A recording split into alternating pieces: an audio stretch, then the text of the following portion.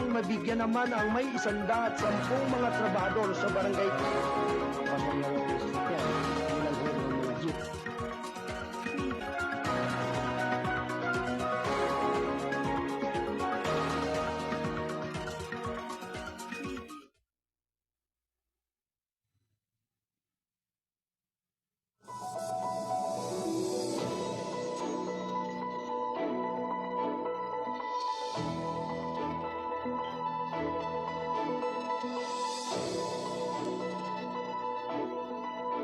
Gabay at patnubay. Palatuntunan nagbibigay inspirasyon, tatalakay sa iba-ibang pangyayari sa loob at labas ng ating bansa. Gagabay sa mga taong nangailangan ng patnubay sa kanilang mga suliranin sa buhay. At ngayon, narito ang inyong program host, ang Mindoriyong Midnight Boy, Kuyang Arnold Azeveda Namuko.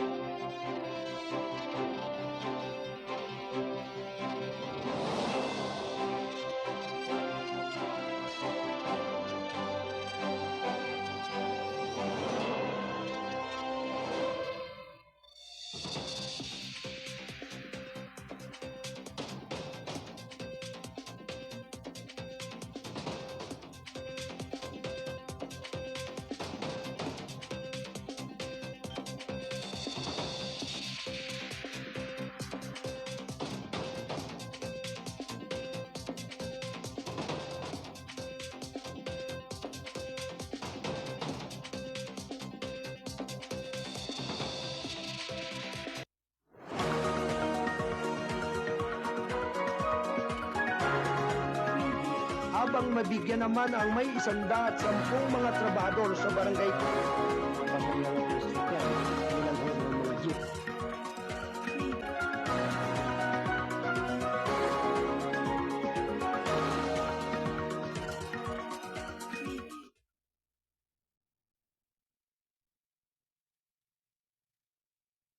Ang oras ganap na alas 9:51 ng umaga.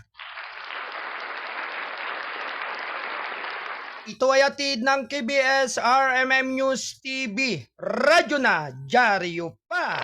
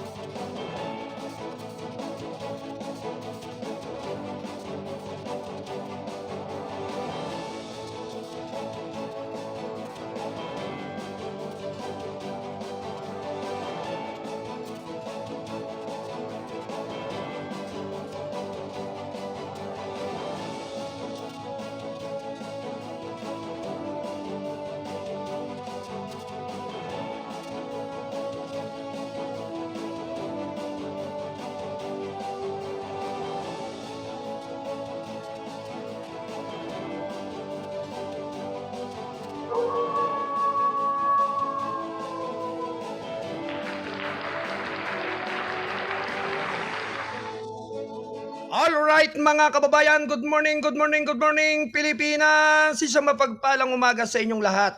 Mga giliw kong taga-subaybay, Luzon, Visayas at Mindanao. Kayo po ay nakikinig at nanonood dito sa KBS RMM News, Radyo na, dyaryo pa sa ating palatuntunang gabay at patnubay. Dito sa Kasado Broadcasting Service, RMM News TV, Radyo na, dyaryo pa. Ano man ang lahi at lingwahe mo, basta't kayo ay Pilipino, ito ang boses mo. Sa pangalan po ng ating station manager, Kuya Alan Valenzuela Bordeos, at syempre naman po, ito ay yung abang lingkod, ang kuya ng lahat, ang Mindoriyong Midnight Boy, bagamat hindi naman ganong kagwapuan na, sigurado namang ito inyong maasahan. ang inyong Kuya Arnold Aceveda Namuko.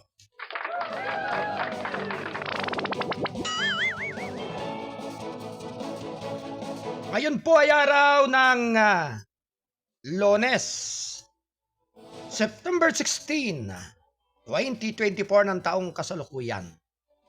Magandang umaga sa lahat ng ating mga taga-subaybay na kanina pa nakaantabay upang makinig sa mga mahalagang mga balita at impormasyon dito sa ating palatuntunan. At syempre, ang gabay at patnubay ay patuloy po ninyong maririnig at mapapanood dito sa ating FB page ng Balitang Kasado at KBS RMM News TV. Yan. At yan po ay simula Lunes hanggang Biyernes. Sa tuwing ganito pong umaga, ang official time ay alas 8 po hanggang ika-10. Subalit ngayon po ay late po yung ating pagkapasok. Kaya sasama tayo po magsama-sama sa looban ng 2 oras ng ating pagtatanghal. Anyway, magandang umaga sa lahat ng ating mga kolumnista at writer ng Balitang Kasado, ang Kasado Media Group. At syempre, ito po ay kasapi ng The United Multimedia International Press Corps.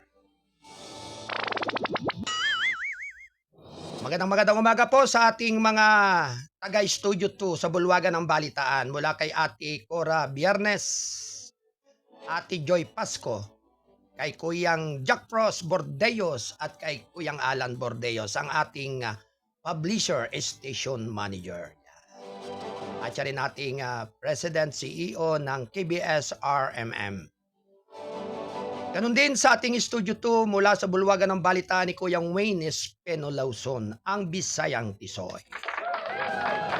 At syempre, magandang umaga po sa ating Studio 4 dyan sa lugar ng Zambales, Region 3. Mula kay Kuyang Paul Aludo, Candelaria. At kay Kuyang Miguel Borbon, At kay Kuyang Stephen Sabate. Magandang umaga po sa inyong lahat dyan. Anyway, tuloy-tuloy na po ang ating pagsasayang papawid ng mga mahalagang mga balita. Pero sa lahat po ng ating mga kapulisan, magandang umaga po sa ating mga kasundaluhan dito sa ating Republika ng Pilipinas. Mapagpalang umaga po sa inyong lahat. At sumayin niyo po ang kay gandang araw ngayong araw ng Lunes, naway ang kapayapaan, pagkakaisa at pagsusunuran ay mamalagi sa ating sambayanang Pilipino. Sabi nga'y tigilan na po yung mga iringan o anumang mga bagay at bahagi na nakapagbibigay problema sa bawat Pilipino. Ang mahalaga po, lahat po ay masaya at nagkakaisa, hindi nagkakaroon ng anumang anomalya o mga salimuot. Basta't lagi pong tumingala po tayo sa kalangitan at tumingi po tayo lagi ng awa, patawad at kahilingan sa ating dakilang may kapal. Sapagkat siya lamang po ang talagang higit na makapagsusolusyon at makapagbibigay ng mahalagang mensahe sa bawat isa, sa bawat sambayanan. Hindi lamang po sa mga Pilipino kundi sa iba't ibang dako ng mundo. Anyway, magandang umaga po kay Ate Lita Salazar Reyes na nandyan sa kanyang bakery, dyan sa lugar ng Sitio Burol, dyan sa Barangay San Juan, Taytay, Rizal.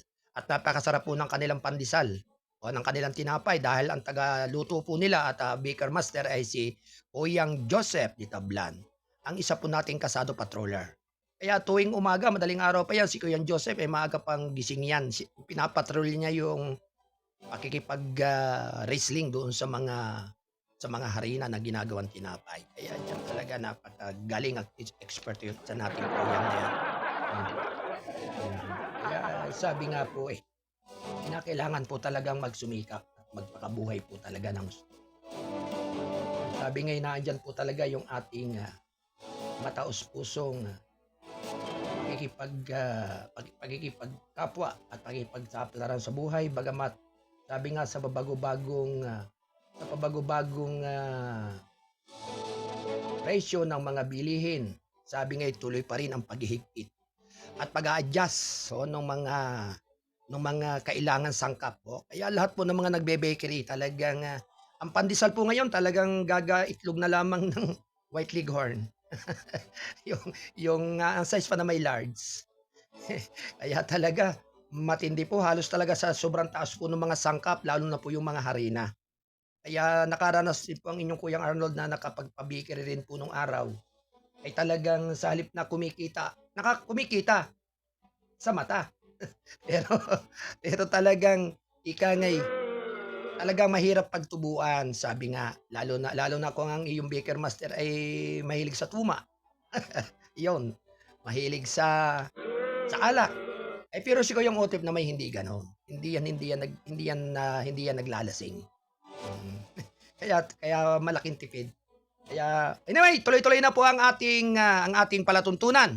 Launcing na po ang ating programa, ang Gabay at Patnubay para sa lahat. Okay, sa mga kasado patroller, standby report. 1 minuto bago mag-ika-10 ng umaga.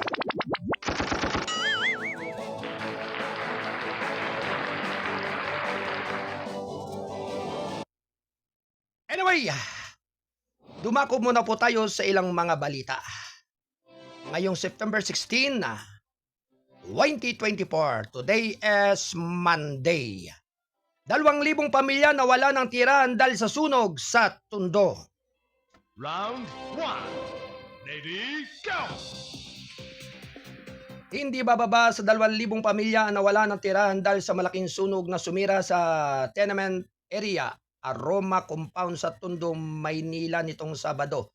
Nagsagawa ng wellness check ang ng mga opisyal ng pamahalaang lungsod upang matiyak na matugunan ang mga pangunahing pangailangan ayon sa balita nitong linggo. Nilagyan din ng mainit na pagkain at damit habang inuna ang pagtatapon ng basura. Pinili ng ilang biktima na manatili sa mga pansamantalang tolda na itinakda sa kahabaan ng Road 10, Mel Lopez Boulevard at Maginoo Street sa halip na magbahagi ng espasyo sa tatlong evacuation center, covered court ng Barangay 105 at 106 sa General Vicente Lim Elementary School na nagsuspende ng klase ngayong araw ng Lunes.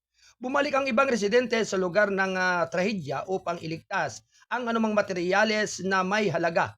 Magsasagawa ng make-up classes kapalit ang araw na walang klase, pahayag ng Manila Public Information Office. Nasa lugar sina Manila Mayor Hani Lacuna at Vice Mayor Yul Serbo Nieto at bumalik linggo para alamin ang kalagayan ng mga biktima.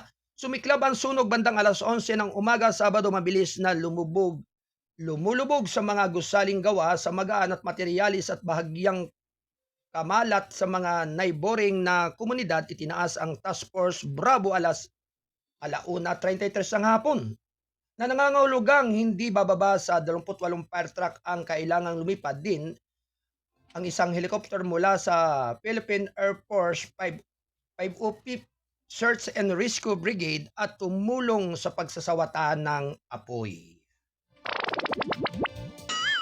Alas 10 ng umaga, ito ay hatid ng Kasado Media Group at ng Gold9 Plus Probiotics na may mga benefits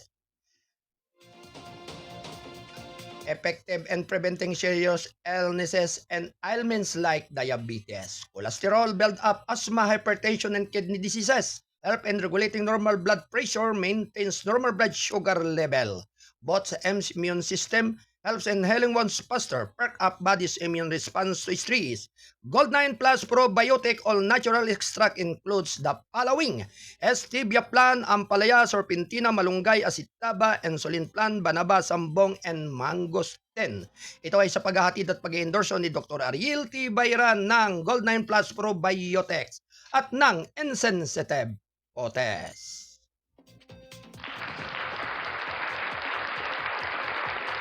Alas 10:02 ng umaga, ito ay hatid ng Balitang Kasado. Ang payagang balansiya, totoo, national newspaper.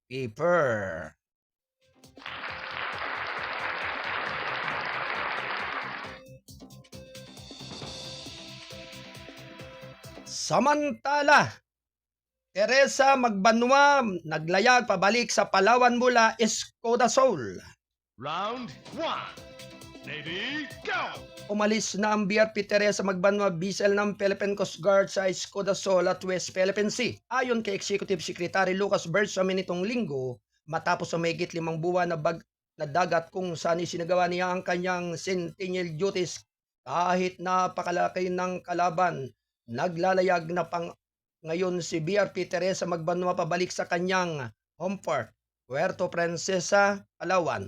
Kasama ang kanyang mission accomplished, sinabi ng Bersamin na siya ring National Maritime Council chairperson na isang pahayag sa kanyang deployment sa Escudo Sul.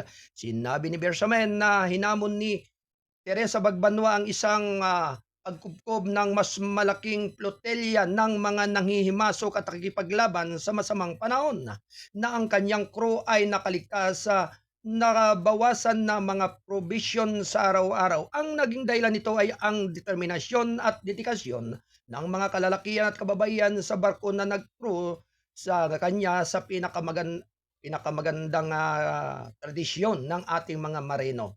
Sa Philippine Coast Guard ay at bilang parangal sa bida na pinangalan na kanyang sabi niya aniya ang responsyuning ay magbibigay daan sa Magbanwa upang matugunan ang mga pangangailangan medical ng ilan sa kanyang mga tripulante. Sumailalim sa kinakailangang pag-ayos at payagan ang kanyang crew na tamasahin ang isang will deserve for love at reunion sa kanilang mga mahal sa buhay. Matapos siyang ma-resupply at maayos at ma-resurge ang kanyang crew, siya ay nasa tip-top shape na para ituloy ang kanyang misyon kasama ang iba pang mga ari-arian ng Philippine Coast Guard at AFP, Forces of the Philippines, bilang mga tagapagtanggol ng ating soberanya, dagdag ni Bersamin.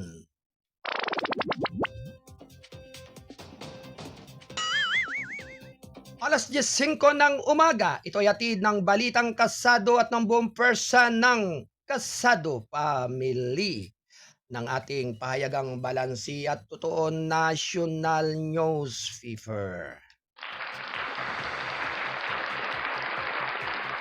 Samantala mga kababayan, tuloy-tuloy lamang po ang ating mga balitaan, mga Kasado Patrol, standby report. Okay, alright already, makipag-standby na kayo at lumagay kayo sa tamang malakas na signal upang sa gayon ay mabigyan daan ang inyong mga pagbabalita. Congress sinimulan ang floor debate sa 6.352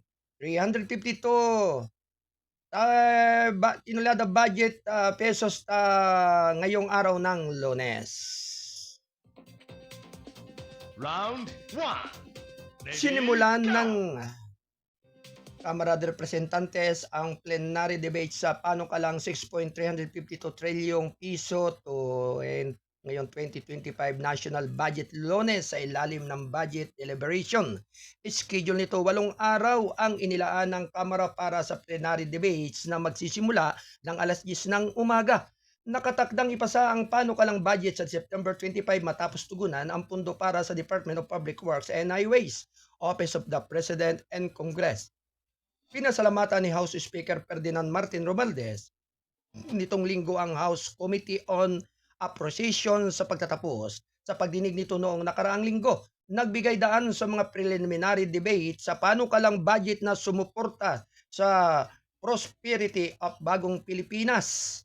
Agenda ni Pangulong Ferdinand Romualdez Marcos Jr. Ito ang magiging instrumento natin sa direktang pagtulong sa mga mahihirap sa pamagitan ng iba't ibang social protection, financial aid at medical program at sa pagbaba ng presyo ng pagkain, partikular na ang presyo ng bigas na bumaba sa 42 pesos kada kilo.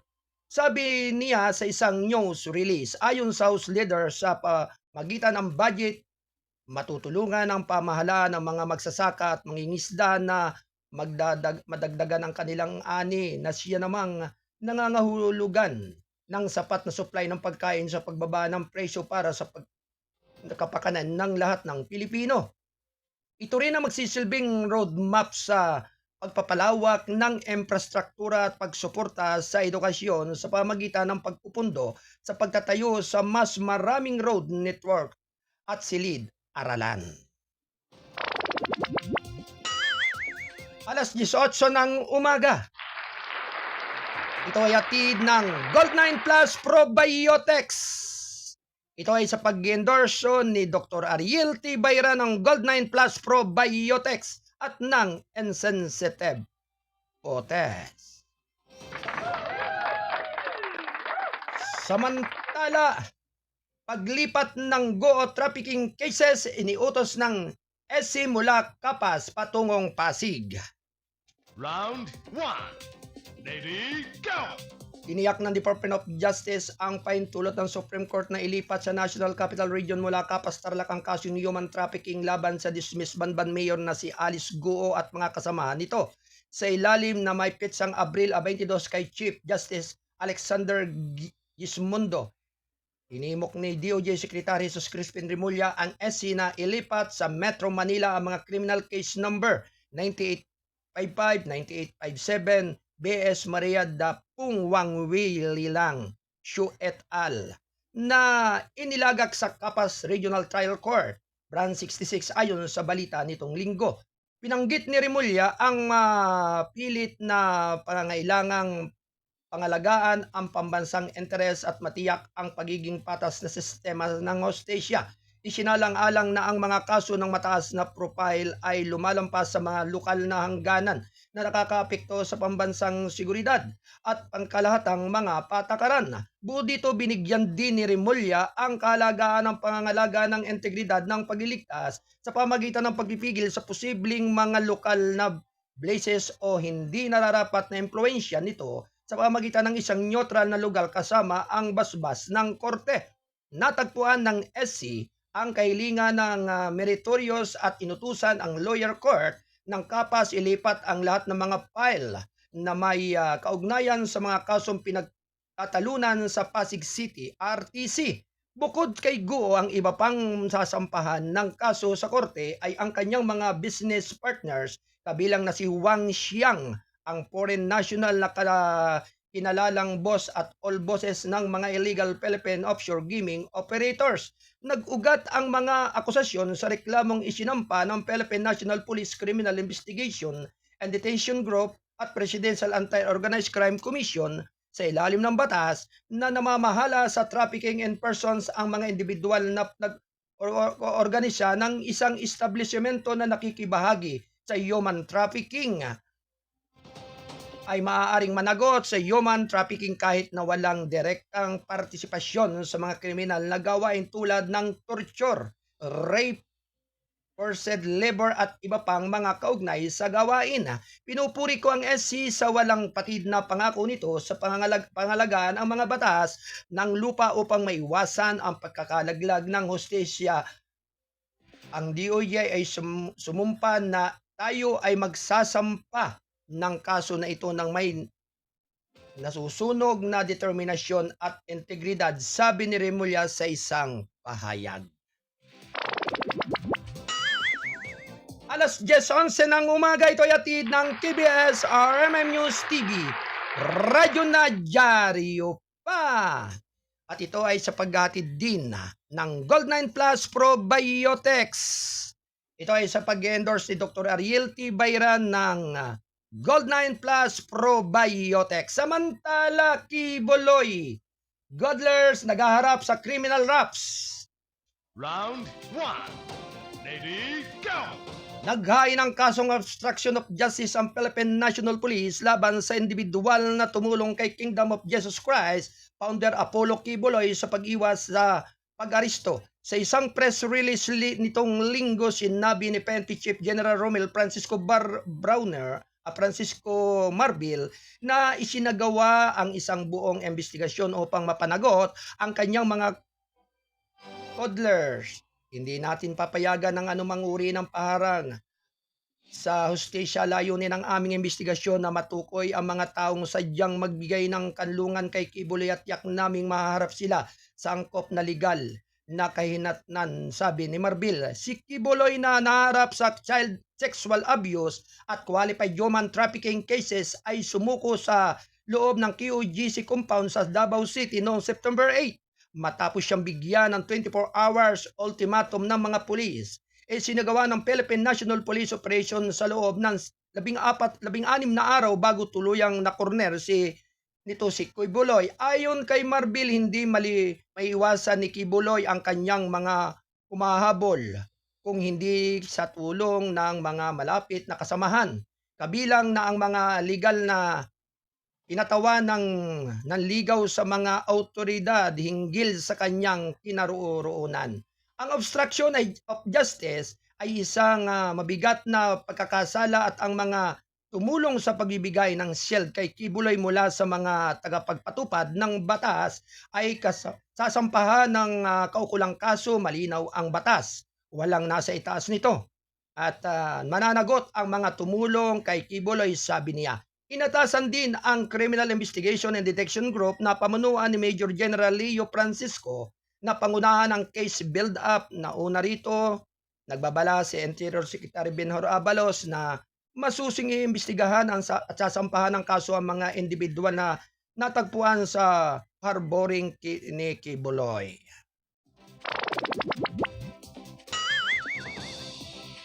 Ang oras ganap na alas 10:14 ng umaga. Pasado Patrol, standby report.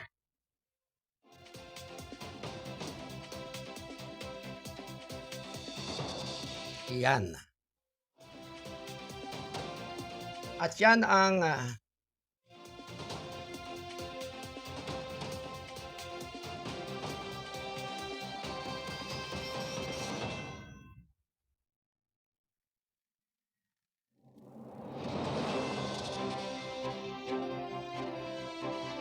Labing 5 minuto makalipas ang 10:00 ng umaga. Ito ay hatid ng KBS RMM News TV.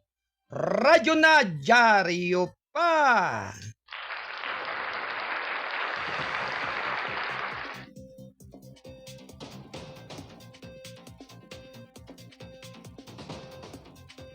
Anyway, base nga po dito sa balita kay Apollo Kibuloy, talagang hindi basta-basta ang kanyang napasukan. At sabi nga siya, akala niya nalaman na ni Kibuloy na hindi na kailangan maging Diyos, hindi na kailanman magiging Diyos ang isang tao. Ay talagang hindi naman talaga. Ang tangilan talagang Diyos natin at Panginoon yung anak ng tao na si Jesucristo, yung iniluwal ni Virgin Mary, yan. Pero itong sinasabi ng ni Kibuloy at talagang ipinanlaso niya sa isip ng kanyang mga napaniwala sa kanyang sa kanyang ikangay kabulastugan ay hindi basta-basta, lalo pa ngayon kinakarap niya itong mabigat na kasong iyan. Paano paano kaya magiging himala sa kanya, kumbaga. Kailanman ay hindi nagamit ni KOJ founder Doomsday Preacher Pastor Apollo Kibuloy ang kanyang kapangyarihan bilang Diyos na matapos na ipagsisigawan nito na ang iyong kaluluwa ay sa akin dadaan. Pinagsisigawan ni Kibuloy ayon sa kanyang sinabi niya sa kanyang mga nakumbinsi na sinabi siya ay sugo ng Diyos. Si Kibuloy, siya raw ay sugo ng Diyos. Ang hindi dumaan sa kanya ay hindi mapapapunta sa langit dahil siya umano ay appointed Son of God.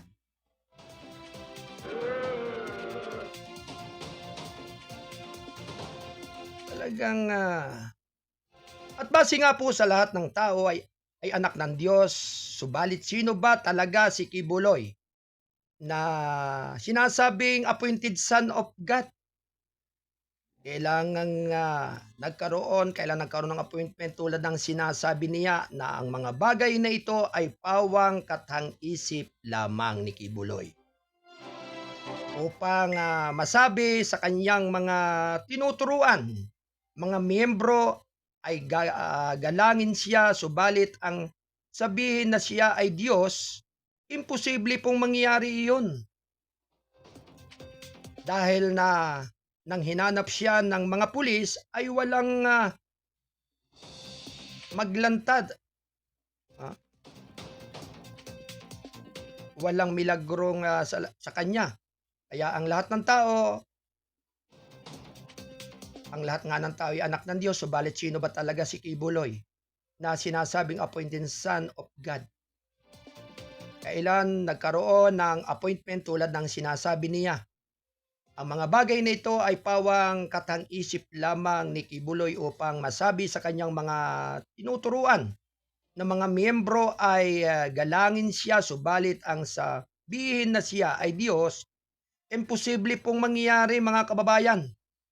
Dahil nang hinanap siya ng mga pulis ay walang milagrong naganap at hindi naman na nakatago dahil ang ginawa ng ating kapulisan ay hanapin siya at parusahan sa mga ginawa nitong kabalbalan dito sa Pilipinas.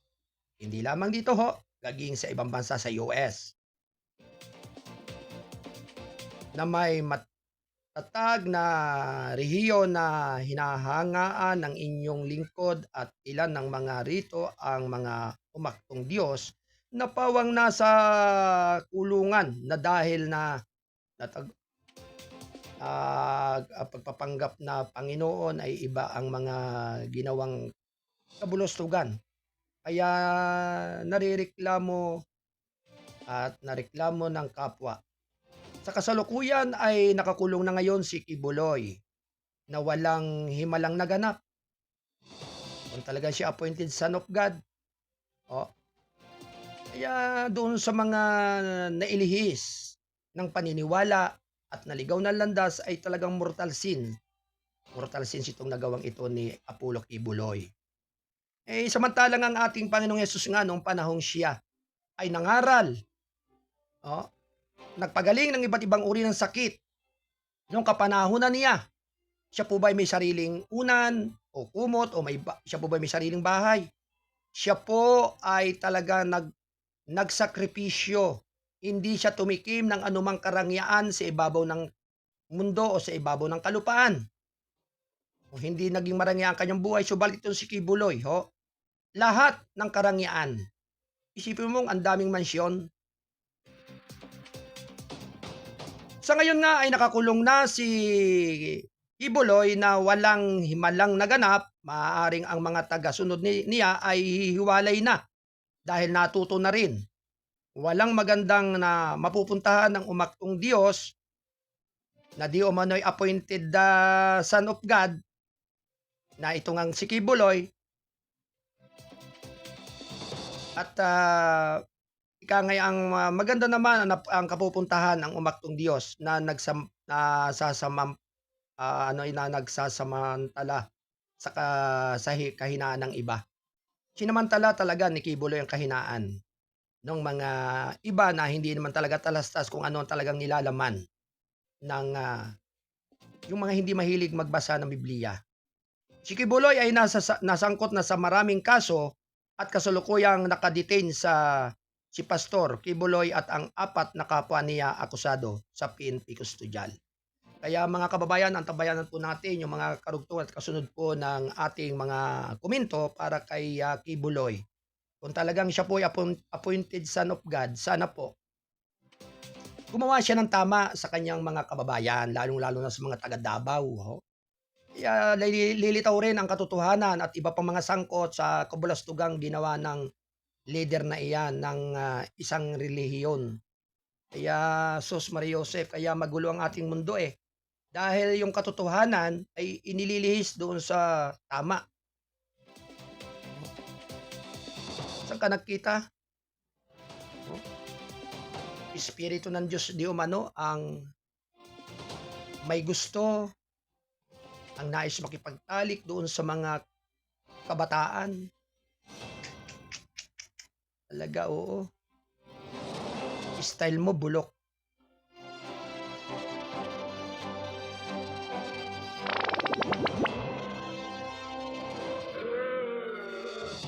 Ang oras, ganap na alas 10:23 ng umaga. Ito ay hatid ng KBS RMM News TV.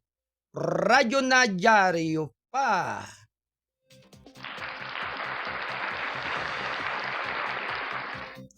Alright. Good morning KBS RMM News Team.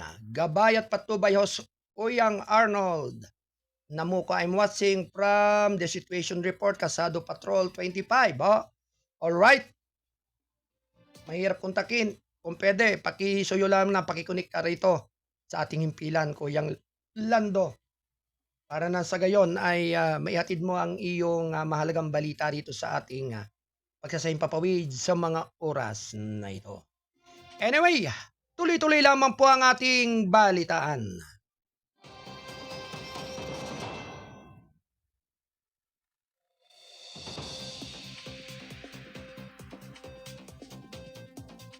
Housing Boy, asa ng higit pang mga MCA sa pagitan ng PH and Australia.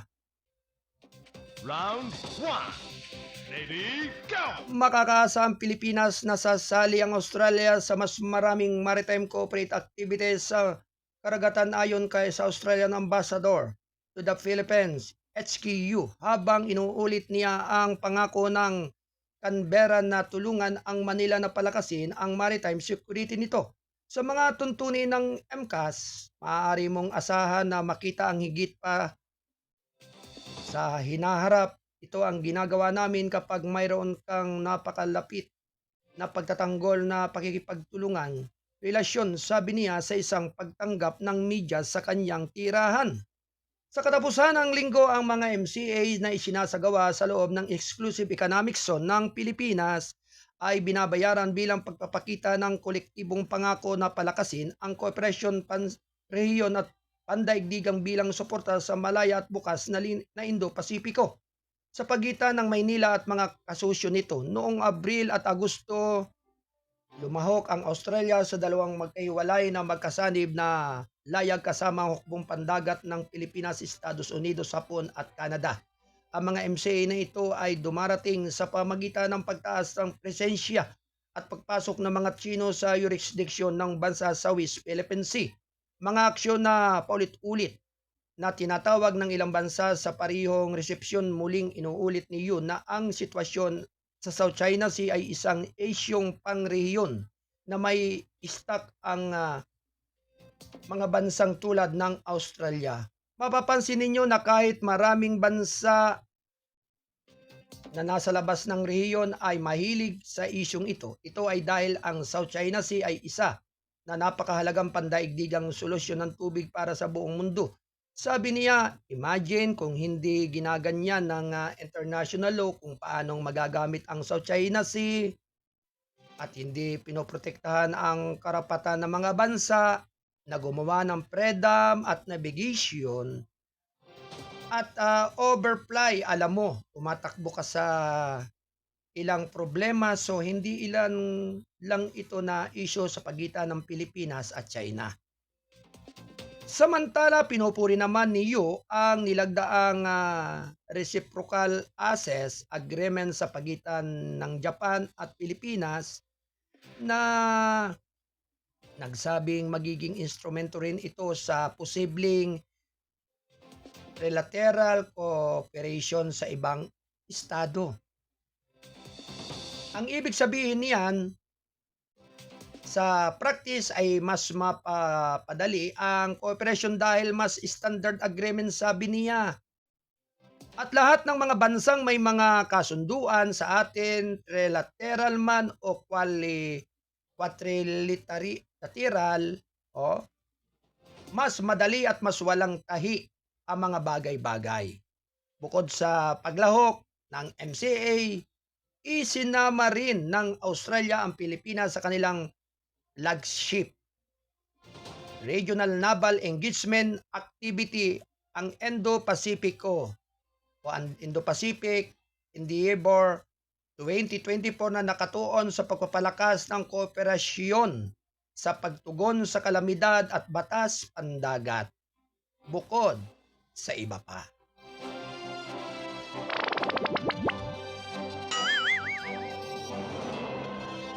Alas 10:28 ng umaga, ito ay hatid ng KBS RMM News TV.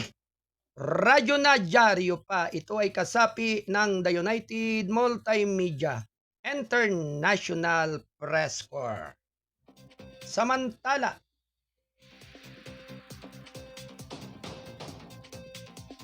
ENIC o NNIC ang pumalit sa NAIA. Round 1. Ready, go!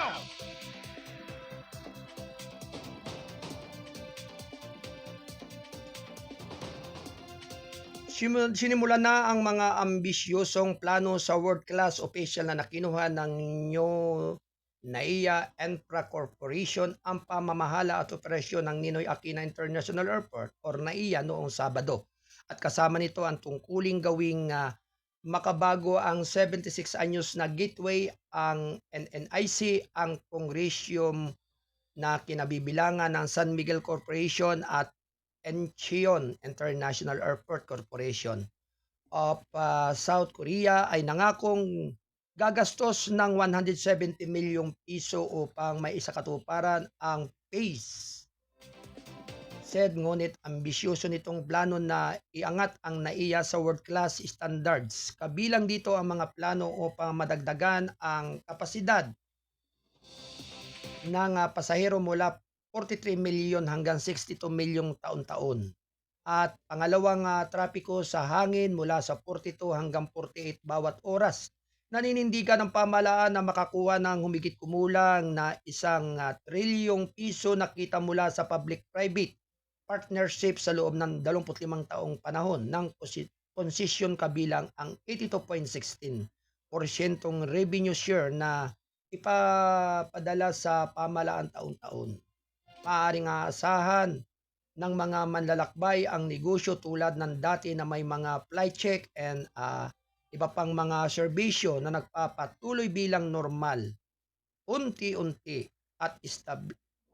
Kung ipapatupad ang mga plano para sa modernisasyon ng NAIA, kabilang na ang terminal, reassignments at infrastructure upgrades na mga susunod na buwan at taon. Tiniyak namang ng ENIC sa publiko na magiging seamless ang transition na walang pagkakagambala sa operasyon ng paliparan. Ilan sa mga inaasahang pagbabago ay sa loob ng 3 or 6 na buwan, pangsyon, escalator at toilet matatag na kapangyarihan at tubig, pinabuting air condition upgrade na bagahe handling mas mabilis na pasahero processing mas maraming upuan, pinahusay na wifi sa loob ng 3 taon, mga pagpapabuti sa runway, pagtaas ng kapasidad ng terminal, pinahusay na mga komersyal na espasyo, mas mahusay na daloy ng trapiko, direktang link mula sa NAIA Terminal 3 sa sistema ng Skyway. Ang matagalang bagong terminal building para tumanggap ng karagdagang 35 milyong pasahero taon-taon. Pagbawas ng baha sa mga karatig lugar pag-uugnay sa Metro Manila Subway. Inilala ni ENIC President Ramon S. ang mga hamong hinaharap, ngunit nagpapahayag siya ng tiwala sa kakayahan ng consortium na makapaghatid. Hinihingi namin sa publiko ang kanilang pasensya, kailangan pa ito ng panahon pero magsisikap tayong gumawa ng mabilis na pagpapabuti sa loob ng unang 3 hanggang 6 na buwan, sabi sa isang pahayag. Patuloy na sumusuporta at kooperasyon ng gobyerno, airlines, pasahero at airport staff. Makakamit natin ang lahat ng ating target at magagawang airport ang NAIA na maipagmamalaki sa bawat Pilipino, sabi niya.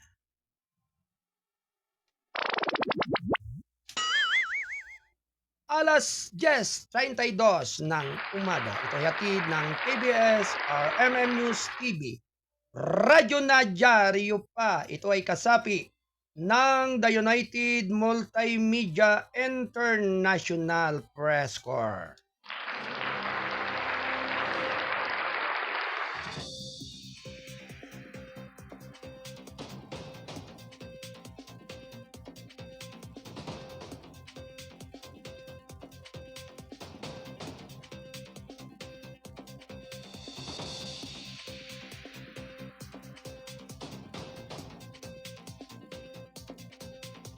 Alright, may pag-uulat situational report ng ating Kasado Patrol. Ang ating Kasado Patrol, 25 mula pa rin dyan sa area po ng Calabarzon. Dyan, sa area po ng lalawigan ng Cavite. Alright, Kuya Lando, standby report.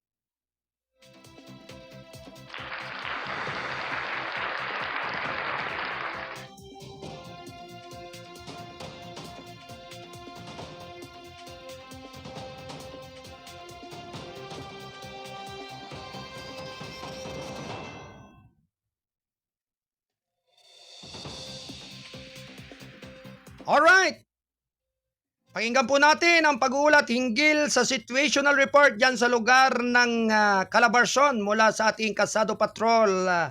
25, si Kuya Lando Luto. Kuya Lando, standby report. Kasado Patrol report. Situational report ni Kasado Patrol 25. Alright, Kuya Lando. Go ahead. Sige, ipotok mo na yan. Yes, good morning at maraming salamat sa iyo, Kuya Arnold. At samantala, Kuya Arnold, nagsagawa nga itong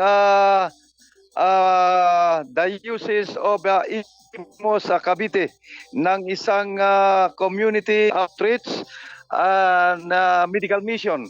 Ito ay palibre, Kuya Arnold, sa residente o sa mga taong bayan dito sa nakatira sa bahagi ng Ternate dito sa kalalawigan ng Cavite, kung saan ito ay pinangunahan ng kanilang Bishop o Diocese of Imus na si Bishop Reynaldo Evangelista at si Reverend Father Mike Cesar de la Cruz at Reverend Father G. Nasinopa. Ito ang tatlong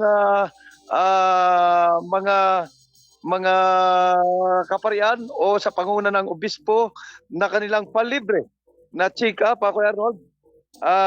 Libre bunot, gupit, libre masahe. At at the same time, may pakain din ng lugaw, yung feeding program doon sa mga bata.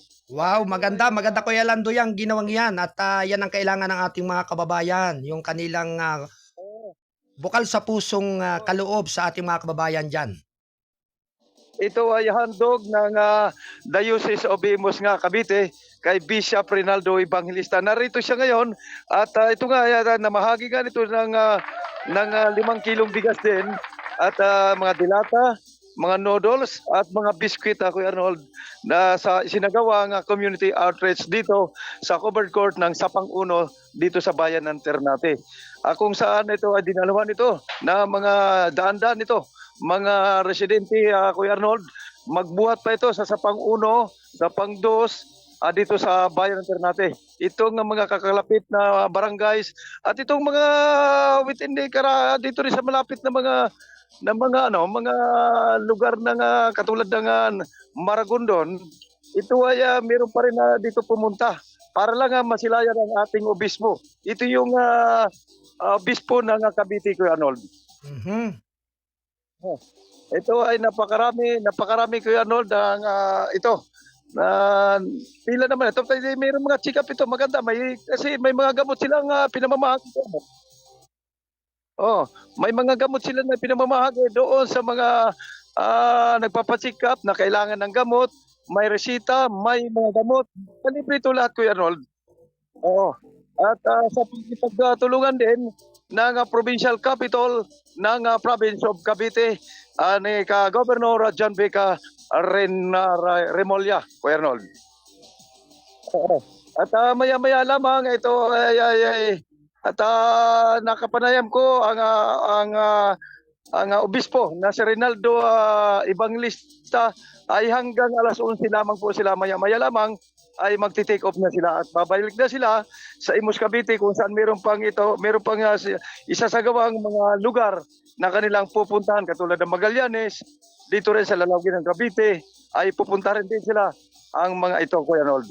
Tatapusin lamang itong kanilang community outreach na sinagawa dito sa Ternate kung saan tutulak naman ito ang mga itong mga kaparian, ang mga dinalawan dito ng mga guro, mga magulang na narito upang magpa-check up ng kanilang mga karamdaman sa katawan.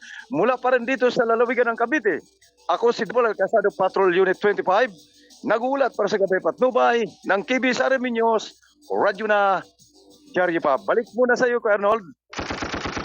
Alright, maraming salamat sa pag-uulat ni Double L, Casado Patrol 25, mula pa rin dyan sa lugar ng Ternate, Cavite, Kuya Lando Luto.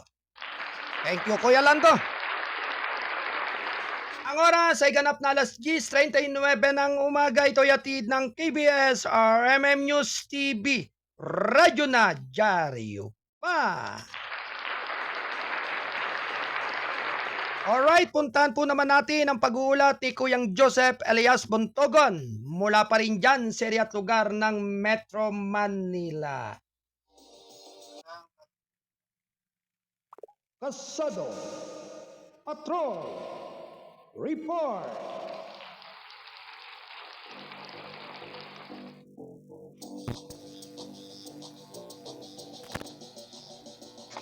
Alright, nasa linya si Kuyang Joseph Elias Bontogon. Sige, Kuyang Joseph, iputok mo na ang iyong balita. Good morning po, Kuya Arnold, at sa aking station manager na si Kuya Alan Gordillo, sa lahat ng mga tagapakinig at tagapagsubaybay. Ito po ang aking balita. Inilabas sa makailan ng mga otoridad ang unguard mugshot ni Religious Leader Pastor Apollo Carion Kibuloy ng Kingdom of Jesus Christ o KOJC at iba pa niyang mga kasamahan sa reliyon na kapwa akusado sa kaso na sina Jacqueline Loy, Ingrid Canada, Crescente Canada at Shelbiak Simanyes dahil sa walang tigil na pinaigting na pagpapatupad ng batas at pagpapahanap dito sa bansang Pilipinas. Sa wakas, nasa mabuting kamay na ng mga otoridad si Kibuloy para magsimula sa pag-uusig at paglilitis at pagkakasala sa korte. Sabi pa ni Senadora Risa Hontiveros, mananagot si Kibuloy at hindi siya makatatakbo sa batas ng Pilipinas, kaya kailangan talaga ng justisya ng mga biktima. Yan ang post ni Senator Hontiveros sa makailan sa kanyang official Facebook page na social media matapos sumuko umano si Kibuloy sa Intelligence Service of Armed Forces of the Philippines.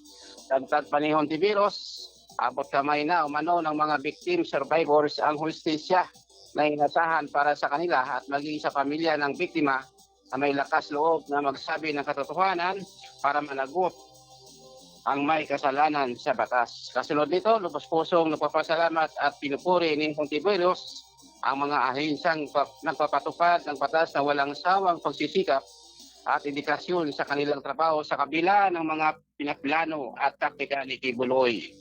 Dahil dito, magpapatuloy ang investigasyon ng Senado laban kay Kibuloy para matuldukan ang pang-abuso sa mga mahina ang loob at mabigyan ng hustisya at karapatan ang mga kawaawang biktima sa lipunan. Si Kibuloy ay nakusahan ng mga biktima na may kinalaman sa kasong sex trafficking, money laundering, fraud, etc. ng mga biktima nito.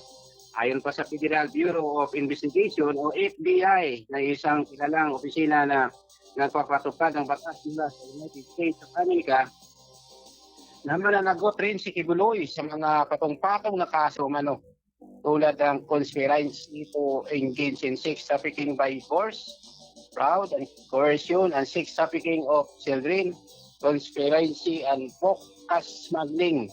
Maharap at mananagot ang apat na kasama ni Kibuloy na mga membro ng KJC na sangkot rin sa mga iba't ibang kaso dito sa Korte ng Pilipinas. Dinagdag pa ni Hontiveros bilang naumano ang araw ng mga salarin na lumalabag sa batas ng abuso sa mga kababaihan, kabataan o minor de edad at kapwa natin Pilipino na inaapi ang karapatan bilang tao. Mula dito, Sa Metro Manila, ako po si Joseph Elias Bundogon, kasado patrol number 49 na nagulat sa Kabayan, Patnubay ng KBS RMM Chariuna TV pa. Alright, maraming salamat sa pag-uulat ng ating Kasado Patrol 47, si Kuyang Joseph Elias Buntogan. Mula pa rin dyan sa National Capital Region. Thank you, Kuyang Joseph. Samantala ang oras ay ganap na alas 10:44 ng umaga. Ito'y atid ng KBS RMM News TV. Radyo na dyaryo pa. Ito ay kasapi ng The United Multimedia International Press Corps. Samantala, tanggapin po natin ang pag-uulat ng ating Kasado Patrol 40. Mula pa rin po dyan sa area at lugar ng Quezon City. Kasado Patrol Report.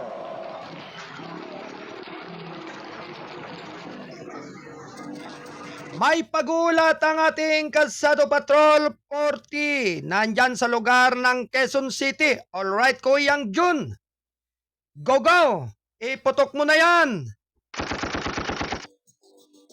Yes, magandang umaga. Kasama ko Kuya Arnold. Ganun din Station Manager Alan Bordios. Isang lalaki arestado sa bypass operation kagabi ng mga Drug Enforcement Unit, Station 6, Batasan Hill, Quezon City. Nakilala ang suspect na si G. Haber, 33 anyos, residente ng Barangay Kumulut, Quezon City. Na-recover ng mga operatiba mula sa suspect, 4 pirasong plastic sachet na hinilaang sabo, isang coin purse, isang cellphone na keypad, at 200 pesos bilang bypass money. Ang suspect naharap sa kasong paglabag Section 5 at Section 11 Article 2 at RE 9165. Sa ngayon nakapit na ang suspect sa Station 6 Batasan, Quezon City. Mula sa Quezon City, ako si John Santos Dad. Kasado Patrol 40, nag-uulat gabay at patnubay ng KBS RN News. Diaryo na, TV pa. Balik sa'yo, Carol.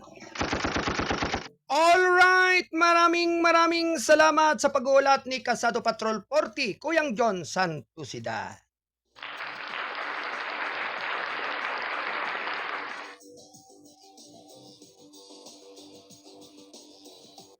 Ang oras ganap na alas 10:46 ng umaga. Ito ay atid ng KBS RMM News TV.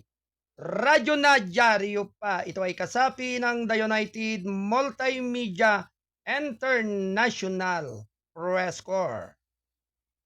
Samantala,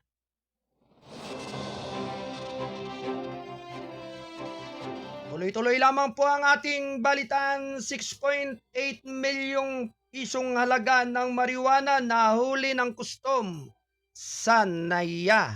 Round 1. Ready, go!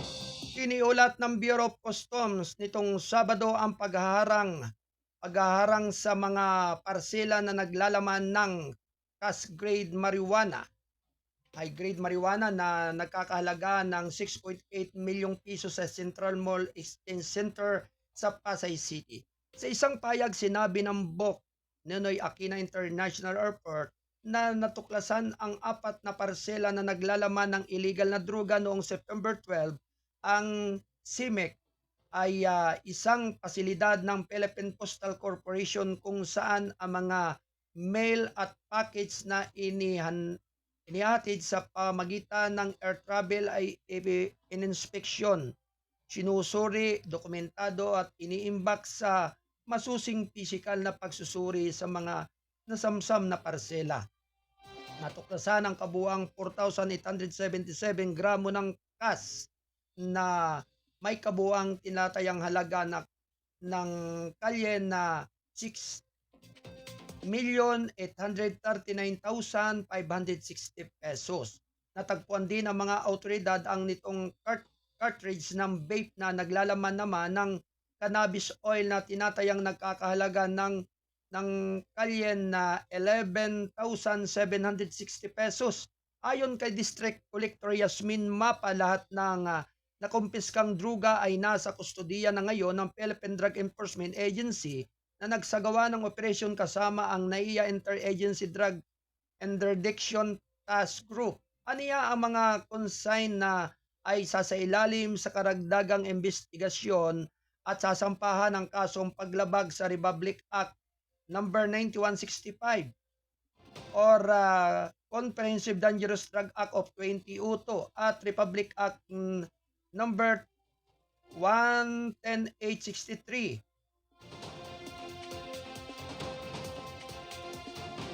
Mas malakas ang ating determinasyon na pigilan ang pagpasok ng illegal na droga sa Pilipinas. Ang operasyong ito ay nagtatampok ng ating walang patid na pangako sa pangangalaga ng ating mga komunidad, pahayag ni BOC Commissioner Benvenido Robio.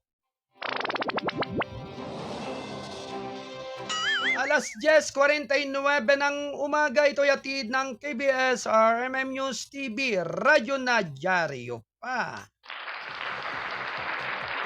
Samantala, 3 evacuation shelter tinuluyan ng mga biktima ng sunog sa Tondo. Round 1. Ready, go! Nagbigay ng pagkain ng pansamantalang tira ng pamalang lungsod ng Maynila Shield babala sa 1,000 pamilya apektado ng sunog na bumalot sa isang tenement area sa Barangay 105 Tondo nitong Sabado. Sa isang payag, sinabi ni Mayor Hani Lacuna na ang mga apektadong residente ng Aroma Compound ay nasa 3 evacuation centers. Barangay 106, Covered Court, Barangay 105, Covered Court at Vicente Lim Elementary School. Agarang kumilos naman ang mga departamento ng City Hall para tiyaking maayos ang kalagayan ng mga apektadong residente. She said in a statement, tiniyak ni Lacuna na maglalaan ng pagkain, pansamantalang tirahan at iba pang pangunahing pangailangan. Hindi namin pababayaan ang sino man sa muling pagbangon mula sa hindi inaasahang pangyayaring ito. Lacuna added personnel na nasaksiyan niya ni Lacuna at Vice Mayor Yol Serbo ang pagtugon sa kalamidad ng Manila Disaster Reduction and Management Officer at City Social Welfare and Development. Sa initial na ulat, sinabi ng mga tenement building numbers 23 hanggang 27 na kahabaan ng Road 10 at nawasak ng apoy na nagsimula bandang alas 11 ng umaga. Itinaas ng Bureau of Fire Protection and Task Force Bravo alas 1:33 ng hapon na nangangahulugan hindi bababa sa 28 fire trucks ang kailangan. Nagpadala rin ng chopper ang Philippine Air Force 505th Search and Rescue Brigade para sa operasyon ng Bambi Bucket. Siyam na minuto bago mag-11 ng umaga, ito yatid ng Balitang Kasado, ang payagang balansi at totoo. National Newspaper.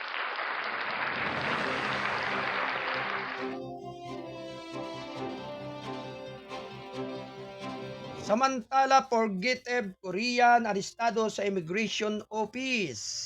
Round 1. Ready, go! Naharap sa deportation ng isang South Korean national na wanted sa kanyang bansa dahil sa pangungurakot ng mahigit $1 million kasunod ng pagkakaristo sa kaniya sa loob ng Bureau of Immigration headquarters sa Intramuros, Manila. Ang 59 na anyos na Koreano ay naaresto noong Huwebes habang ipinoproseso ang kanyang pasaporte ayon sa isang press release ng Bureau of Immigration Sabado. Ang dayuhan ay may aktibong warrant of arrest na inisyo ng Seoul Jungang District Prosecutor's Office noong 2021 para sa aggravated punishment at economic crimes sa kanyang bansang sinilangan. Ang kanyang pangalan ay inilagay sa Interpol Red Notice dahil sa umano'y pangungurakot ng mahigit $1 million sa pamagitan ng loan applications. Ang Koreano ay nakakulong na sa Bureau of Immigration Facility sa loob ng Camp Bagong Diwa sa Bikutan, Taguig City, habang hinihintay ang kanyang deportasyon. Alas 10:53 ng umaga, ito ay hatid ng Gold9 Plus Probiotics. Ito ay sa pag-endorso ni Dr. Ariel T. Bayran ng Gold9 Plus Probiotics at ng Insensitive Potes.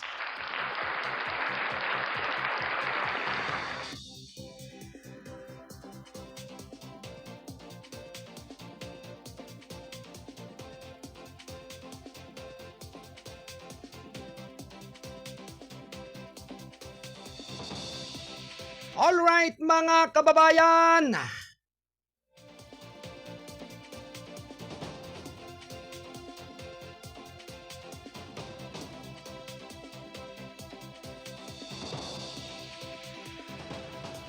tuloy-tuloy lamang po ang ating balitaan. Kongreso igagalang ang desisyon ni Duterte sa pagdalo sa AGK Probe.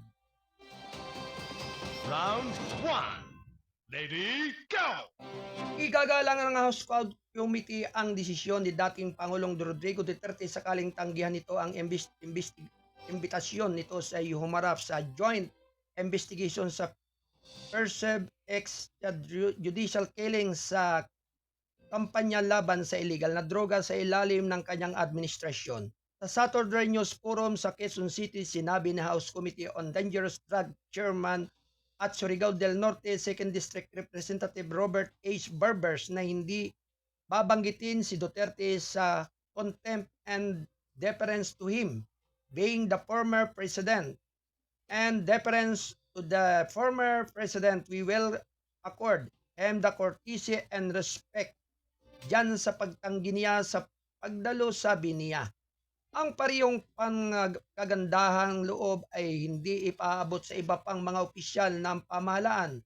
Ayon kay Barbers, mayroong karampatang penalty under our rules na pwedeng gamitin ng Committee. George parusahan ang tumatanggi sa aming committee, sabi niya. Inanyayahan ang dating Pangulo na tugunan ang mga aligasyon na kinasasangkutan niya sa pagpatay sa 3 convicted Chinese drug lord noong 2016 sa loob ng Davao Prison and Panel Farm sa Davao del Norte. Na nagpatotoo ang mga inmates na sina Leopoldo Tan Jr. at Fernando Magdadaro na nilapitan sila ng mga law enforcement officers na konektado sa administrasyong Duterte at inutusang isagawa ang mga pagpatay kapalit ng kanilang kalayaan. Noon ang mga Chino ay nagsilbi ng mga sentensya dahil sa kanilang pagkakasangkot sa mga aktibidad na illegal na droga. Ayon kay Barbers na ipadala na kay Duterte ang imbitasyon na dumalo sa AGK probe. Pero walang pang reply kung ang ebidensya ay magtuturo pa rin sa kanya.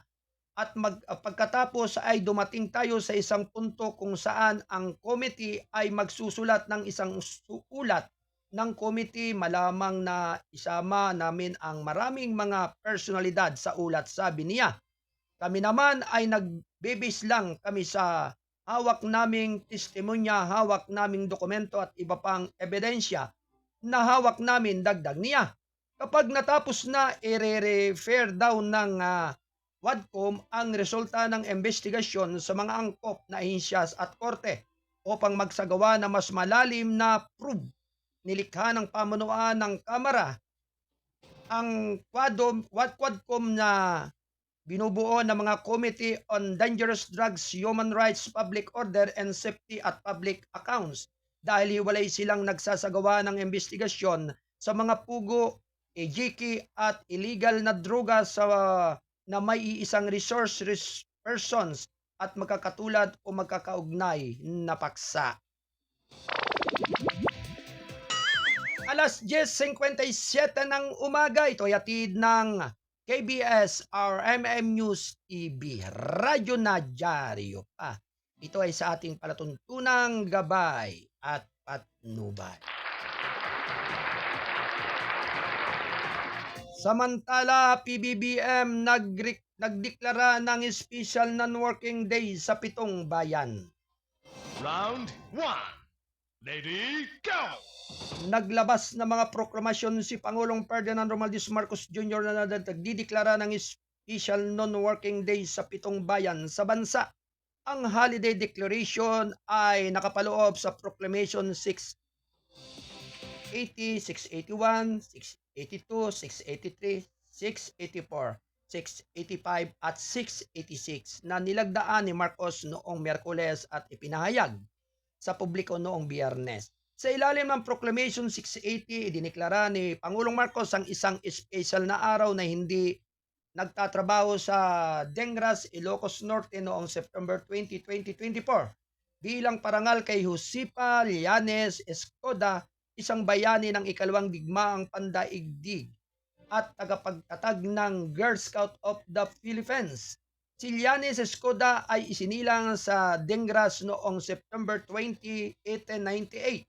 Ayon pa rin kay Pangulong Marcos, nararapat lamang na mabigyan ng ganap na pagkakataon ang mga mamamayan ng munisipyo ng Dengras na makibahagi sa okasyon at masiyahan sa pagdiriwang.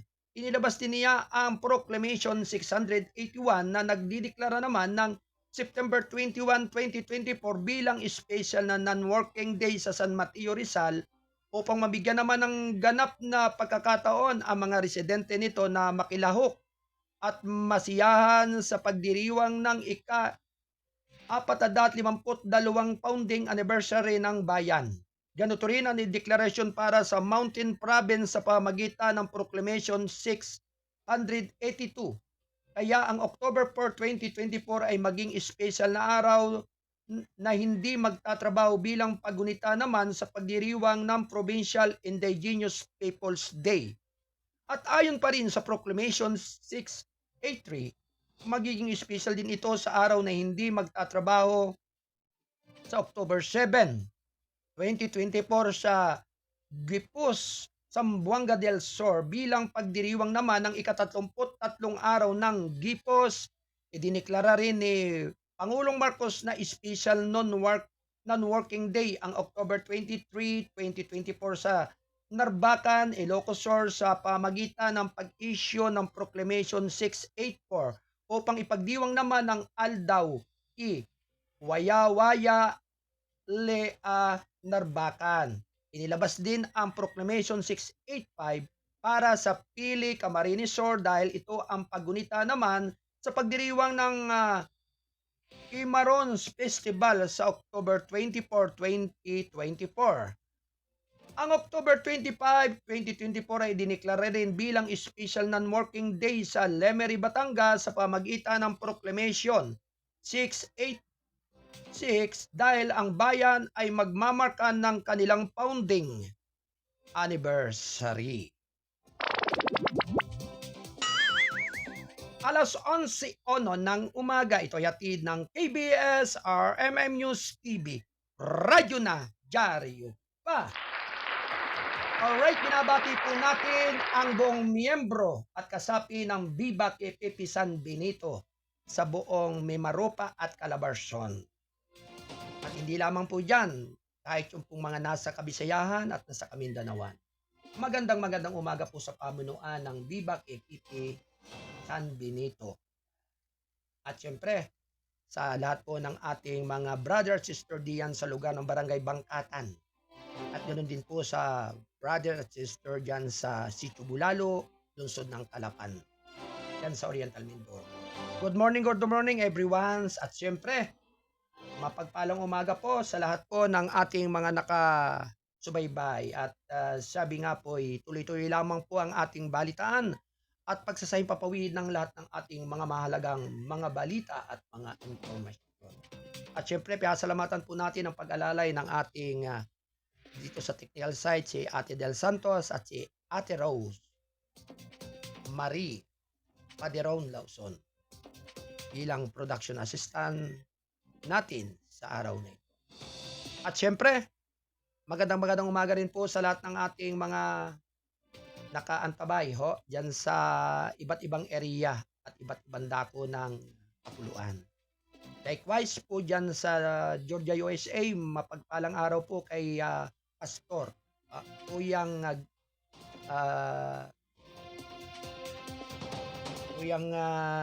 Gilier Valencia. Siyempre yan pong nasa lugar din po na nasa Canada. Ang ating si Kuya Julius Periols, mapagpalang gabi dyan sa iyo. Likewise, ganun din kay Ate Lynn Gabiana dyan sa area at lugar ng Taiwan. Magandang umaga sa inyong lahat dyan.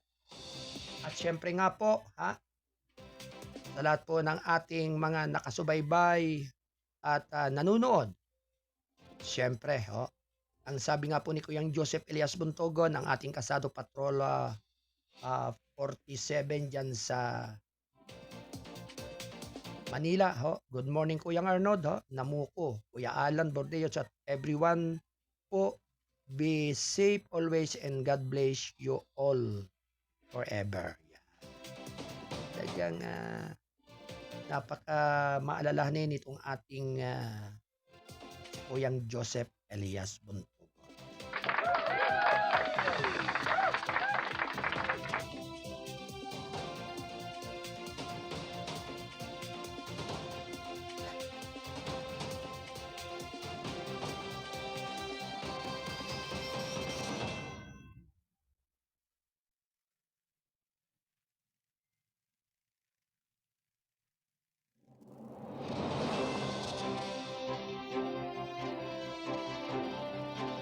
Samantala, 64 na Pinoy nag-abil ng UAA Amnesty Program dumating na sa NAIA.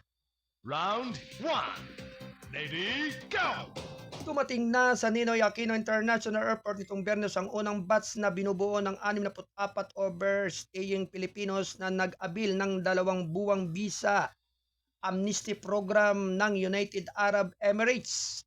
Sa isang social media post, sinabi ng Overseas Workers Welfare Administration or OWA na dumating ang grupo sakay ng Philippine Airlines Flight PR659, malugod na tinanggap at tinulungan ng mga tauhan ng OWA sa pangunan ni Repatriation and Assistant Division Chief Falcone Millar, gayon din ang mga kinatawan mula sa Department of Migrant Workers, Department of Social Welfare and Development at NAIA Medical Team. Ang unang batch ng 2,000 Pilipinong nag-abil ng amnesty program nagsimula noong September 1. Dahil nga sa amnesty program na ito, ang ating mga Pilipinong repatriates ay nakauwi sa Pilipinas ng walang multa o parusa, sabi sa isa post ng OWA. Ayon sa Department of Foreign Affairs, ang grupo ay binubuo ng 35 Pilipino mula sa Abu Dhabi at 29 mula naman sa Dubai. Pinangunahan ni Philippine Ambassador the United Arab Emirates, Alfonso Ber, and one country team ng UAE na binubuo ng Philippine Embassy sa Abu Dhabi Philippine Consulate General sa Dubai at Migrant Workers Office at Abu Dhabi at Dubai sa pagpapadali sa pagpapauwi ng mga Pilipino amnesty seekers pabalik sa bansa. Ang United Arab Emirates Amnesty Program ay nag-waiver ng mga multa at parusa at pinapayagan ang mga overstaying Pilipino at iba pang mga expat na umalis sa bansa nang hindi nahaharap sa mga legal na repercussion na may pagpipilian na muling pumasok sa UAE sa hinaharap ng may naangkop na visa. Ang amnesty program ay sumasaklaw sa lahat ng uri ng visa kabilang ang tourist at expired residency visa. Ang mga batang ipinanganak na walang dokumento ay maaari ring mag-abil ng amnestiya at maitama ang kaniyang tayuan. Ayon sa DFA, sa unang linggong implementasyon ng programa, mahigit 2,000 Pilipino na ang nakaabil ng programa. Ayon sa Embahada ng Pilipinas sa United Arab Emirates, karamihan sa mga OFW na ito ay dati nang nakatakas sa kanilang mga employers at hindi na nakakuha ng permanenteng trabaho. Ang DMW naman sa pamagitan ng mga MWOs nito at ang UWA ang nagpundo sa airfare ng mga repatriates. Ang mga repatriates ay nakatanggap ng tulong, pinansyal, pagkain na tulong sa transportasyon na pumunta sa kanilang mga probinsya mula sa UWA. Alas 11:08 ng umaga, ito ay hatid ng KBS RMM News TV, Radyo na Dyaryo pa.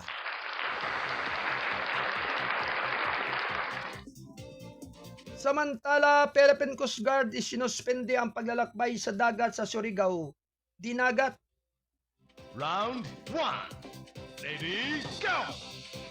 Ipinatigil ng Philippine Coast Guard nitong linggo ang mga paglalakbay sa dagat dahil sa umiiral na malakas na hanggang gale force winds ng kaugnay ng southeast monsoon na nakakapekto sa karamihan ng bahagi ng Surigao del Norte, Surigao del Sur at Dinagat Island. Naglabas naman ng kanilang sea travel suspension ang Coast Guard station sa Surigao del Norte, Surigao del Sur, Dinagat Islands at Siargao Islands para sa mga sasakyang pandagat at mga sasakyang pantubig na may 250 gross tonnage pababa. Inaasahan ang hanging may bilis na 53 hanggang 63 kilometro kada oras sa mga baybayin at dagat at Surigao del Norte, sabi ng CGS Surigao del Norte. Dagdag pa nito ang magaspang na sa pagkabagal sa kalagayan ng dagat ay nangingibabaw din sa lugar na may alon na umaabot sa 3.7 hanggang 4.5 metro ang taas. Nagbabala na rin ang kanilang CGS sa lugar sa mga residente sa mga coastal community na naging mapagmatsyag at gumawa ng mga kinakailangang pag-iingat laban sa malakas na hangin at mataas na alon. Pinapayuhan din ang mga mangingisda na iwasang mag-venture out to sea habang pinanghihinaan ng loob ang mga beach girls na lumangoy sa gitna ng nananaig na hindi magandang lagay ng panahon. Alas 11:10 ng umaga, ito ay hatid ng KBS or MM News TV. Radyo na dyaryo pa. Samantala, 13.5 tausang pamilya sa Negros Occidental nawala ng tirahan dahil sa malakas na ulan at baha. Round 1. Ready, go!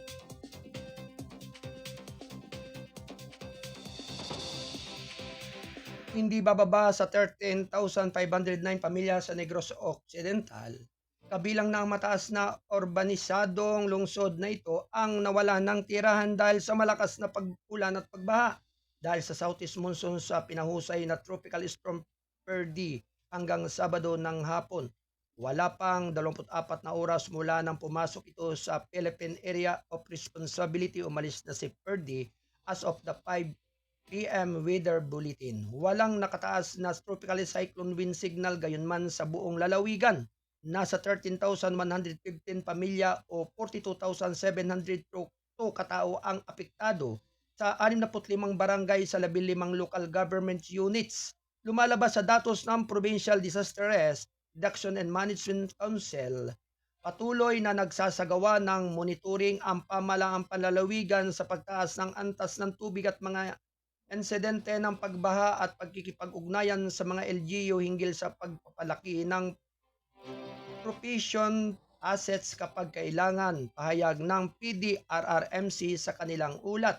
May kabuwang 1,321 pamilya na binubuo ng 4,340 katao ang nananatili sa mga evacuation center, habang 197 naman pamilya o 638 individual ang nananatili sa mga kamag-anak o sa ibang bahay, kabilang sa mga apektadong LGU ang mga munisipalidad ng Palupandan, San Enrique, Baladulid, Pontevedra, Enegaran, Isabela, La Castillana, Moises Padilla, Ilog Kawayan at Inubaan. Gayon din ang mga lungsod ng Bago, Himaymalan, Kabangkalan at Sipalay. Sa lungsod na ito, iniulat ng Department of Social Service and Development ang paglikas na 1,382 individual mula sa 394 pamilya sa 10 barangay mula noong Biyernes hanggang alas 3 ng hapon nitong Sabado. 234 pamilya o 707 katao ang nanatili sa iba't ibang evacuation centers. Ang mga apektadong pamilya ay mula sa Barangay 39 Alihes, Pandumanan, Sumag, Pahanukoy, Kabog, Akuling, Pingkang Airport, Punta Taytay at Mansilingan.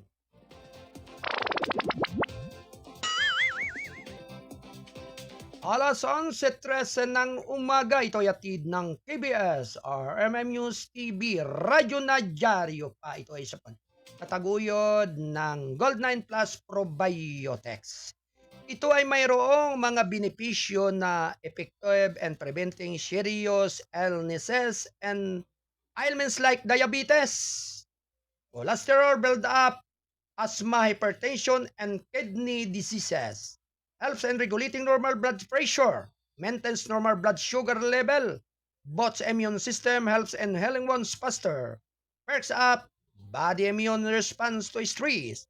Gold9 Plus Probiotics, all natural extract includes the following: stevia plant, ampalaya, serpentina malunggay, acetaba, insulin plant, banaba, sambong, and mangustin. Ito ay sa pag-endorse ni Dr. Ariel Tibayran ng Gold9 Plus Probiotics at ng Insensitive Potes. Samantala, publiko binalaan BSDSES outbreak sa gitna ng pag-ulan at pagbaha. Round 1. Ready, go! Hinimok ng Provincial Health Office sa Negros Oriental ang publiko na manatiling mapagbantay laban sa mga sakit na maaaring mag-trigger ng outbreak sa gitna ng pag-ulan at pagbaha sa mga susunod na buwan. Ayon sa isang opisyal, Biyernes naglabas ng memorandum si Dr. Leland, Station PHO Chief, sa lahat ng health officers ng lungsod at munisipalidades na maging mapagbantay laban sa mga sakit at karamdaman na nagmumula sa epekto at bunga ng banayad hanggang sa malakas na pag-ulan at tropical na bagyo. Ang mga sakit na dala ng tubig tulad ng gastrointestinal flu, influenza, dengue at leptospirosis ay pinakakaraniwan sa mga araw ng tag-ulan ayon kay istasyon. Pinapayuhan naman din niya ang publiko na manatili sa loob ng bahay at iwasan ang tubig baha na maaaring magdala ng mga mapanganib na bakterya, lalo na sa ngayong ang patuloy na pag-ulan at pagbaha ay nakakaapekto sa maraming bahagi ng lalawigan. Ang mga lokal na opisyal ng kalusugan sa mga bayan ay lungsod sa hinihiling na mapanatili ang pagkakaroon ng mga supply at gamot at agad na ulat ng mga makabuluhang natuklasan. Tiniyak ni istasyon na handa ang mga Health Emergency Management Unit at team ng tumugon at maghatid ng mahalagang serbisyong pangkalusugan. Samantala naman, sa pinakahuling lingguhang monitoring report ng PHO, patuloy ang pagtaas ng kaso ng dengue sa Negros Oriental mula January 1 hanggang September 7. Naitala ng lalawigan ang 3,563 kaso ng may 6 na namatay o 249% na mas mataas kaysa sa 1,021 kaso sa may 3 pagkamatay sa parehong panahon noong nakaraang taon. Ayon pa rin kay istasyon, walang naiulat na bagong pagkamatay na may kaugnayan sa dengue mula noong huling kaso noong Agosto. Yan ang mga kabuang balita mula sa ating kahayagang balansi at totoo National Newspaper. Ito ay sa pagtataguyod ng ating buluwagan ng balita. At sa pagsusumikap ng ating publisher, Kuyang Alan Valenzuela Bordeos. At ganoon din sa lahat ng ating mga kolumnista at writers sa iba't ibang dako ng ating bansa. Anyway, sa lahat po ng ating mga nakasubaybay at nanonood sa araw na ito, isang mapagpalang umaga po sa inyong lahat at sumainyo ang kay gandang araw ngayong araw nga po ng Lunes. At syempre sa lahat po ng ating mga kababayan.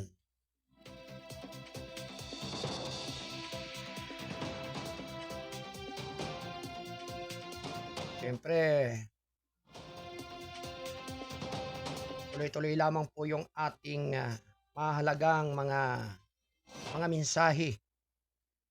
Lalong-lalo na po yung samahan ng KPP dyan sa Oriental Mindoro.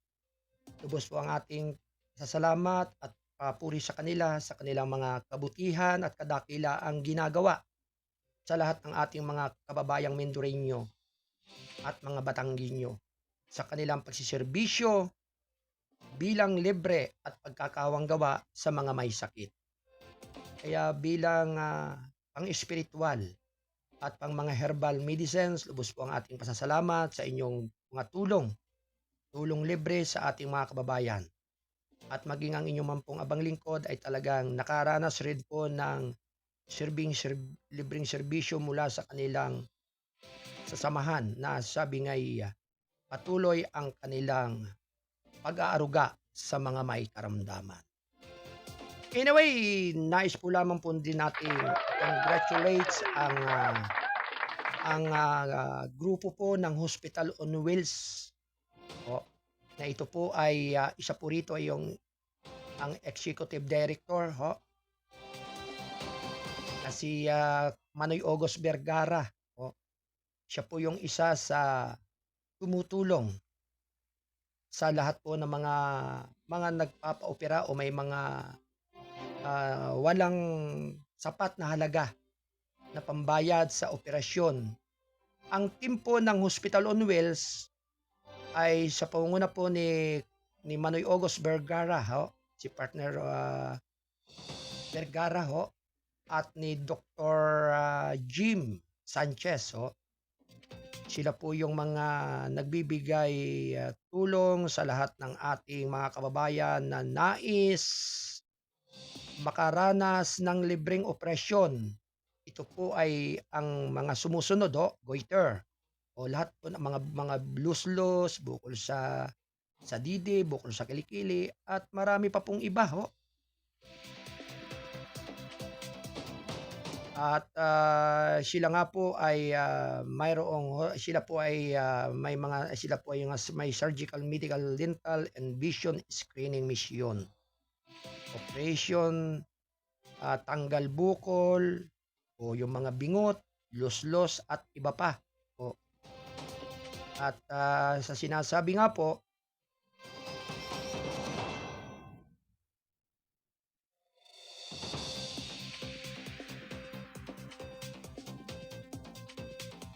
ang Hospital on Wheels ay is a project of RP Health Career Foundation named as First Philippine Hospital on Wheels.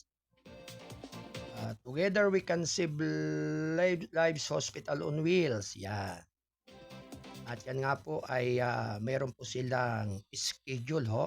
Ang Hospital on Wheels Mission on Hill, mission number 412, Sulana Gym, Sulana, Cagayan.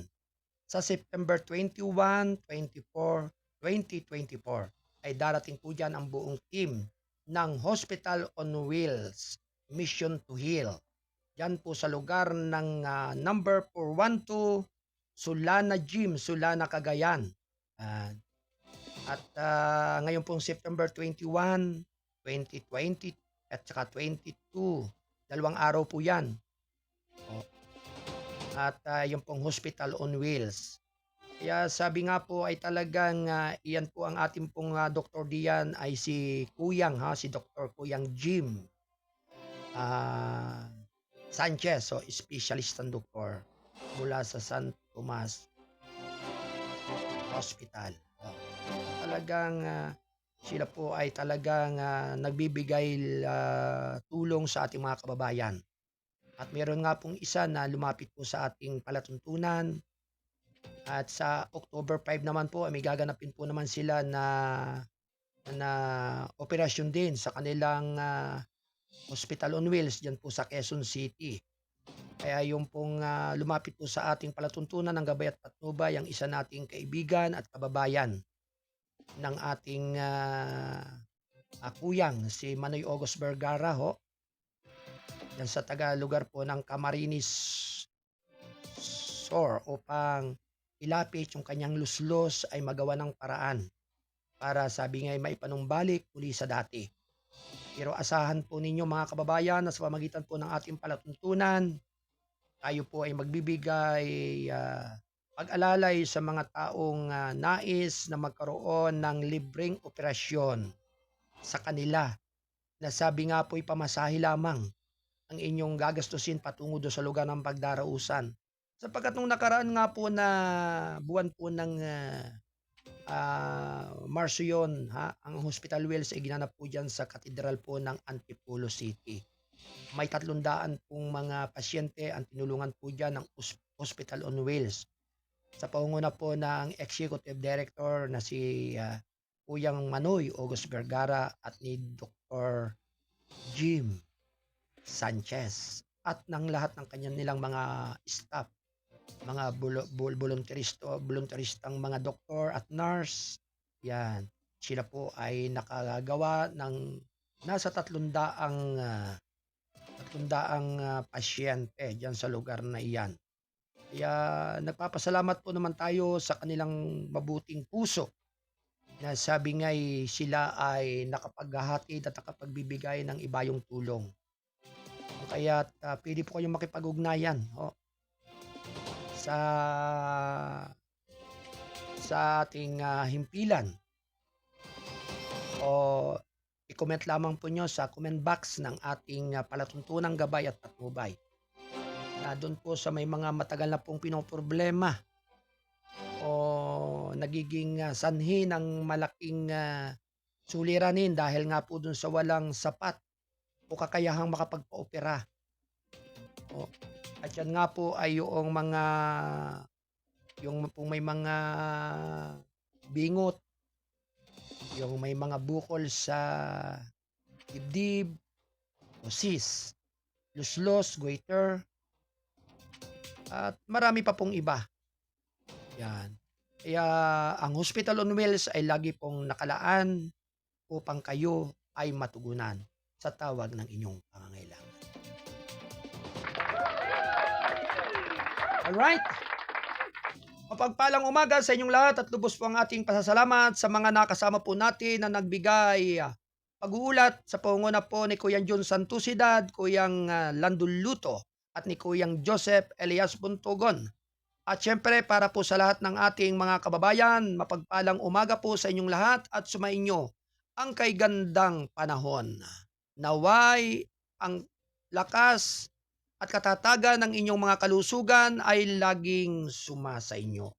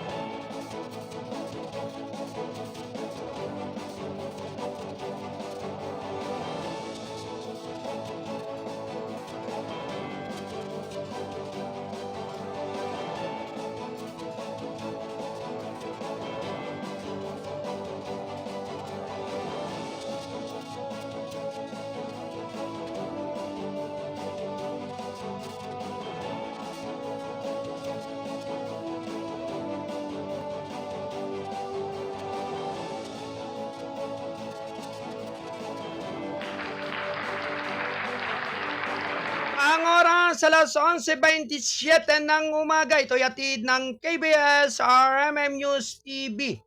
Radyo na dyaryo pa.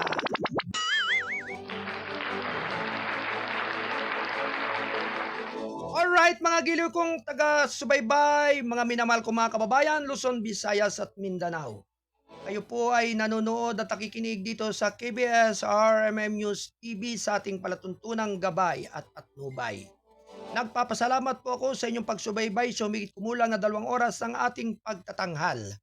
Dito sa Kasado Broadcasting Service, ang responsabling mga mamamahayag. At sa pangalan po ng ating station manager, Kuyang Alan Valenzuela Bordeus. At syempre ako naman po ang inyong abang lingkod ng gabay at patnubay, ang Mindorinyong Midnight Boy, ang inyong Kuyang Arnold Acevedan Namuko. Mulit-muli, nagpapasalamat at muling magbabalik sa araw ng bukas ganap na 8 ng umaga. upang ihatid ang mga mahalagang mga pumutok na balita. Sumainyo nawa ang pagpapala ng ating dakilang lumikha.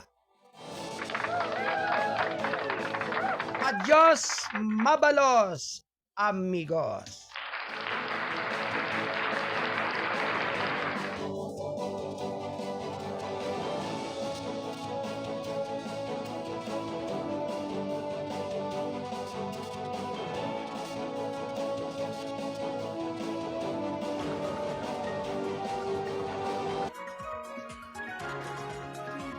Habang mabigyan naman ang may 110 mga trabador sa barangay.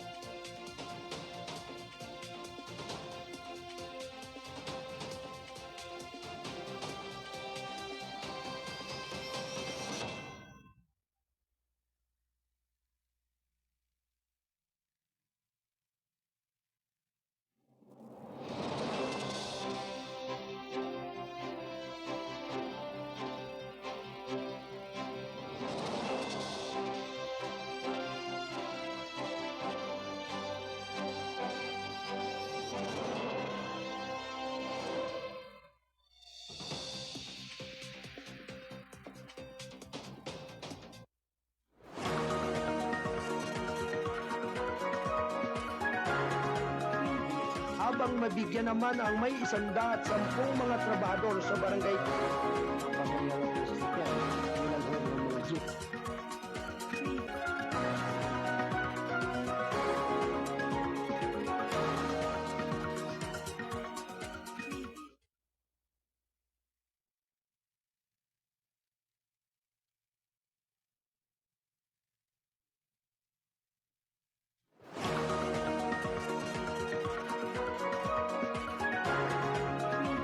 Habang mabigyan naman ang may 110 mga trabador sa barangay.